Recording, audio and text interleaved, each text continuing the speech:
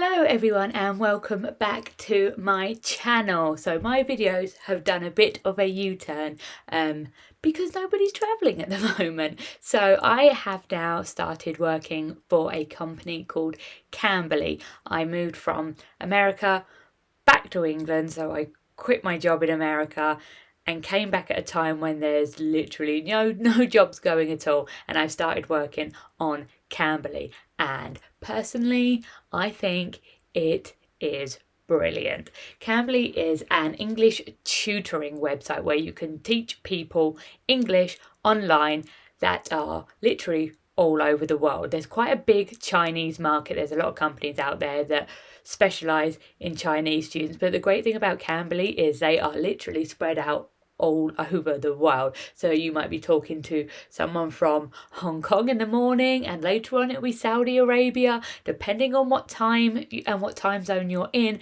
depends on who you might get. So the people that are in that side are in America are more likely to get students from, say, South America because of the time zones, whereas I'm in the middle. I tend to get this is completely backwards. I tend to get people from this side of the world just because that's when the times level up. I work Monday to Friday from roughly 9 o'clock in the morning till 2 o'clock in the afternoon, so I do about 5 hours a day. I am thinking of upping that though, and the majority of my students are from Hong Kong, China, Korea, Saudi Arabia, places like that. So that's kind of the best time for them to be online.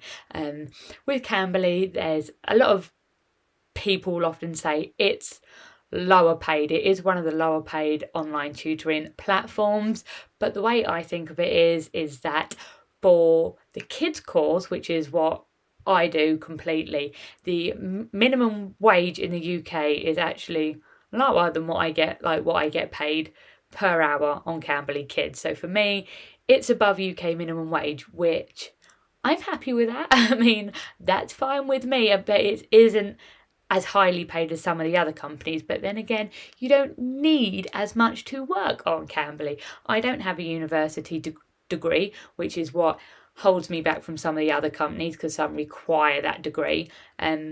Some companies require a TEFL certificate, which is Teach English as a Foreign Language, or a TESOL, which is just a slightly different version of it. I do have one of those. I'm one of those annoying people that got it during lockdown, so I came out of lockdown with a skill. But I don't even think Cambly requires that. You can teach either adults or kids, but they are kind of two separate platforms. You've got the regular Cambly, where it's more of like a free talk platform. So you could get anyone. You could go from having a kid to an adult and you just talk. They might ask you to do a certain type of talk or a lesson, and you kind of have to freestyle and go with it. But as I mentioned, I am on Cambly Kids, which is a spin-off that pays slightly more, and you do primarily teach children, and it comes up with a course. So they enroll in lessons, and then when I log on, it comes up with their PowerPoint of what you've got to teach, and then you just go through it and teach it. And I prefer that. I've done a couple of the adult ones, and it's not in my comfort zone. I have 7 years experience working in a preschool, so for me, I am a lot better with the smaller children. So for me, Cambly Kids is great. When you apply for Cambly, they are two separate things. So when you sign up, you can choose to then sign up for the kids platform as well, and you have to do an extra demo video, which is literally, they give you 10 slides and say pretend to teach, and their video is meant to be 5 to 7 minutes long, so it's literally just show them roughly how you would teach, and I was accepted within 12 hours, which is brilliant. And then there's several different ways that people can book you or talk to you. I now work purely on a reservation basis. So you get a big 24/7 calendar come up, and you can open whatever slots you want during that day. I open mine to Cambly Kids only, and then they have to book a slot on Cambly Kids. They have to book their 30-minute lesson slot. So that's how I do it. But then there's also, you could open your schedule for the adult platform as well, so they can like again choose you from a list of tutors and book a slot with you. Or there's something called priority hours where you can just sign up to work a solid hour block, and you have to answer whatever calls come your way. And not gonna lie, I didn't really like that way. Again, it's like I like to know what I'm getting as such. It's like I like to know who I'm getting, what I'm teaching. I just find it more comfortable that way. Some people absolutely love priority hour because you can literally get anyone and everyone, and some of the conversations that people have sound really good. But for me, it's like I just didn't like that unknown. I like to know and prepare. Like every night before my following day's teaching, I look on my schedule, I can see what lessons I'm teaching, so I roughly write down, flick through the lessons just to give myself an idea and see what it is. So that's roughly how you can book. Or you can simply go visible, which is kind of like the priority hours, but you say that you're online and then they can scroll through and pick you if they want to talk to you. But it seems that most people will go down the priority hour thing, where I think they literally just hit a button saying call any tutor, so they don't know who they're getting, you don't know who you're getting, and I don't really like that way. So, like I said, I'm completely filled up with a schedule of literally just kids course. When I made my profile, I purposely like decked out my profile for preschool. So I state that I was 7 years preschool experience. I have my monkey on display, and I just because that's the age group I'm good with and I like that. So I mainly get like 3, 4, 5-year-olds that I get my way. It does also mean that I tend to teach almost the same lesson about 5 times a day. It is a lot, but I like it. I mean, I might get bored of the curriculum at some point, maybe I will, but I do really enjoy doing that type.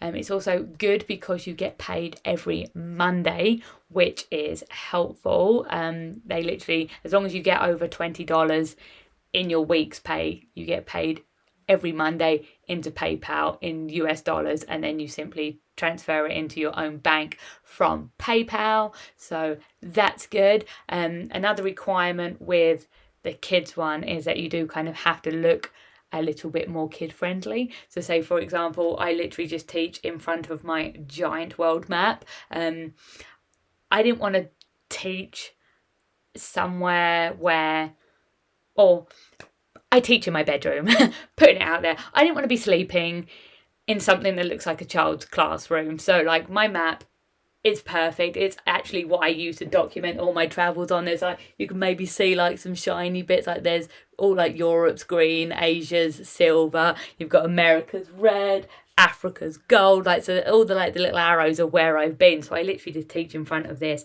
And I do get a lot of comments on like, oh, you're teaching in the world, and like, or some people call it the planet, which I think is really cute. But yeah, it's great as well because I can be like, oh, I'm from here and you're over here. Like, look how far away we are. I mean, they might not understand the difference, but at least I can turn around and say I'm here and you're there. It's quite a nice visual thing. So you have to have some form of a background that looks not like, say, a kitchen. So you have to have some form of background, and then I tend to have a box of props nearby. I can go into detail on this in another video because I'm going to do more videos like this. If you have any questions about Cambly or Cambly Kids, I will be doing lots. But I just had this basket, literally I didn't pay anything for any of this. It's literally things that I managed to find in my cupboards and things from like my childhood. I have a dog because that always comes up. I have a pig. I have a UK flag. I have an aeroplane that's actually got a bit bent, but I have an aeroplane. The frog pen, brilliant. It's surprising how much a frog comes up in your lesson, and it's great because I can make the frog like do backflips over the pen. So that's a bit of a hit. But yeah, and then I have a bowl, ice cream. This ice cream is literally, the kids love it. It's a pen which has some lip gloss in it. I got it for Christmas one year because I love ice cream, but the kids love it. This is like my most loved prop from the kids, the little ice cream. I started using a bus that started coming up again. That was free. I made this. This is great. It's just a lollipop stick that I stuck a happy and sad face. So with obviously the little kids, I say, "How are you today? Are you happy or are you sad?" And like, it's just a great another little visual that I have. I then also made a reward system. Cambly does have a reward system. They just have some like stars on the screen. But again, this is just a tiny little whiteboard, Velcro on the back.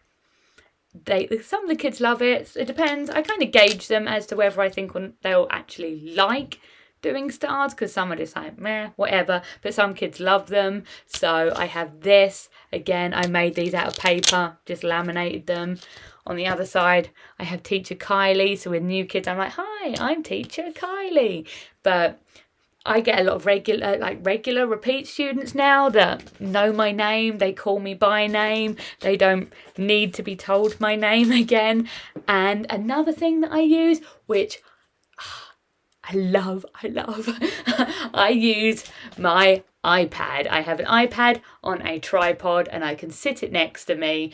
I used a website where I can make flashcards, so whenever I'm in need of a flashcard I make my own.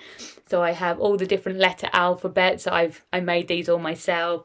I then have numbers flashcards, different things that come up where I've thought, oh, I need a visual for that, like stripes and spots. Again, made that. Takes me like 2 seconds just to make it and download it.